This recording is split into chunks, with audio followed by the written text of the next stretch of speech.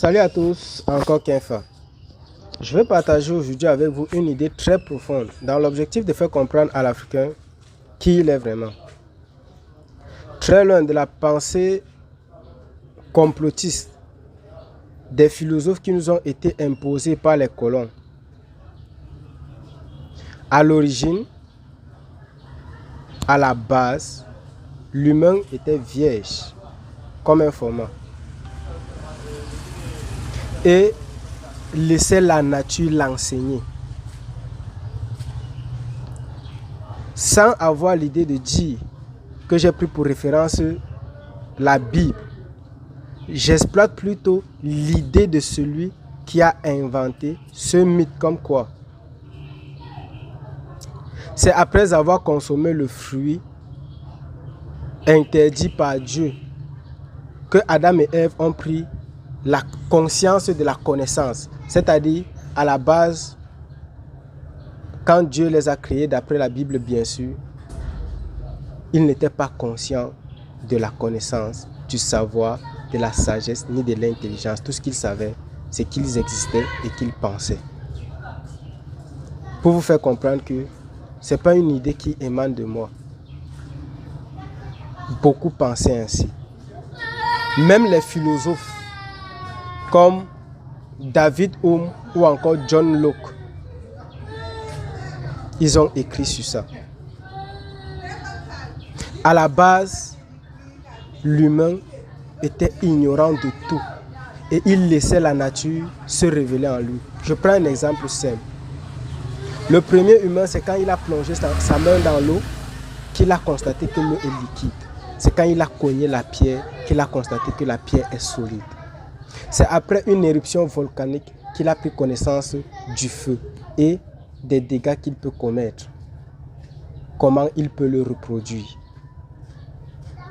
Et quand la nature s'est révélée en lui, afin de pouvoir mémoriser les connaissances dans le temps et progressivement, il a inventé donc l'écriture sur toutes les formes, la communication pour pouvoir communiquer avec ses semblables. Et dans l'optique aussi que le savoir soit une continuité, il l'enseignait à les générations futures. C'est comme ça que l'éducation est née, l'enseignement est né, l'initiation pour les Africains bien sûr est née. La connaissance, la médecine, la politique et tout ce qui va avec l'agriculture. Mais ce qui s'est passé plus tard, c'est que un certain nombre de personnes, dans l'envie de conquérir et de posséder de nouvelles terres, se sont déracinées et sont allées à la conquête du monde. Une fois là-bas, je ne sais pas trop si c'est leur alimentation, le climat ou encore les habitudes qui a changé ou encore qui les a fait perdre la mélanine. Mais ils ont blanchi peu à peu. Ils ont connu les guerres, la barbarie, la sauvagerie. Pourquoi? Parce que les personnes qui ont l'envie de conquérir, lorsqu'ils arrivent, ils possèdent une terre. Si quelqu'un d'autre vient, essaye d'indexer la terre que lui, il estime qu'il appartient déjà, c'est la guerre. Et c'est comme ça qu'ils ont connu les guerres, la barbarie, la sauvagerie. Quand ils ont fini de conquérir toutes ces terres et qu'ils ne voulaient plus se faire la guerre, ils se sont demandé comment. C'est à partir de ce moment qu'ils se sont rappelés de toute cette civilisation qu'ils ont laissée autrefois, qui était bonne, pure et divine. Pour le reconduire, c'est là où ils ont commencé à faire des découvertes. C'est-à-dire, l'initiation pour les Noirs africains était pour eux l'éducation, la civilisation. La vie quotidienne des Africains, qui était tout naturel pour les Africains, était pour eux la religion. La sagesse et le savoir des Africains étaient pour eux la philosophie. C'est ainsi qu'ils ont découvert peu à peu ce que les Africains avaient déjà tout naturellement et qu'ils ont laissé la nature les enseigner. Ils étaient obligés de le réapprendre une nouvelle fois. Et pour eux, c'était des découvertes. Tout simplement pour dire, tout ce qui est aujourd'hui découverte pour les Occidentaux, les Asiatiques et consorts, est quelque chose qui est naturel pour les Africains. Tout simplement parce que nous savons tous que la propriété de Pythagore ou de Thalès existe depuis très longtemps dans les pyramides en Égypte. C'est là-bas qu'ils l'ont appris. Mais quand ils sont arrivés en Europe pour les Européens, c'était des découvertes. On les a donc appelés propriétés de Pythagore, de Thalès et consorts. En Inde, par exemple, aujourd'hui, on n'emploie plus le terme propriété de Pythagore. C'est un nouveau nom parce qu'ils savent que ce n'est pas une propriété qui appartient à Pythagore. Mais pour s'approprier la civilisation, ce qu'ils ont fait est simple. Ils n'avaient pas la connaissance pure. Ils ont donc développé, ils ont réveillé en eux cet esprit de terreur, de violence, de guerre, de barbarie et de sauvagerie. Ils sont revenus en Afrique imposer tous les malheurs que le monde peut exister. Et après, ils ont prétendu que les Africains étaient des barbares et qu'il fallait les apporter la civilisation. C'est ainsi qu'ils ont imposé donc leur civilisation. Ce qu'il faut savoir ici, c'est que ils avaient vécu, ils avaient expérimenté ce qui peut faire perdre un peuple. C'est-à-dire qu'ils étaient conscients du fait que quand ils n'avaient pas d'éducation, de religion, de politique, de civilisation ou de tradition, ils étaient perdus. Donc ils étaient conscients du fait que pour faire perdre l'Afrique de toutes ses valeurs, ils doivent arracher tout simplement tout ça aux Africains. Ils l'ont donc fait avec la sauvagerie, la barbarie, la violence, la terreur.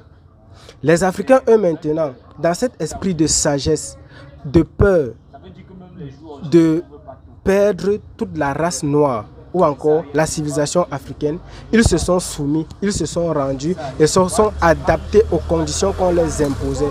Parce qu'en Amérique, par exemple, on a connu l'extermination totale des Indiens par les Américains, qui étaient les propriétaires de la terre des États-Unis d'Amérique aujourd'hui. C'est cette sagesse qui a permis donc aux Africains de continuer à exister et d'être majoritaires jusqu'aujourd'hui.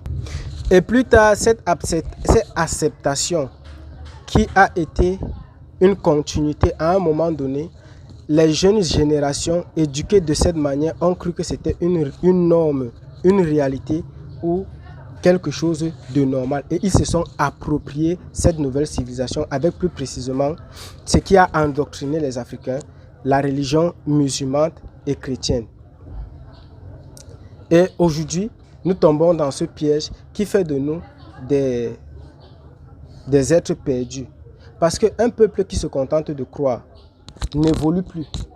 Parce que quand tu crois, tu ne veux pas changer ta pensée. Tu ne veux pas accepter la progression ou ce qui s'est passé autrefois. Tu te contentes de ce qui est et tu te limites à ça. C'est ça le piège dans lequel aujourd'hui les Africains se trouvent.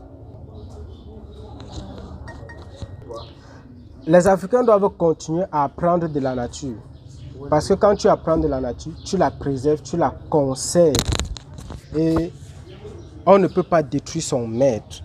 Mais par contre, quand on se croit maître de la nature, on arrive à ce qu'on peut constater des Occidentaux aujourd'hui. La destruction totale de l'univers. Et c'est cette même nature qui va nous révéler les secrets maléfiques des Occidentaux et va nous permettre de changer la position de force.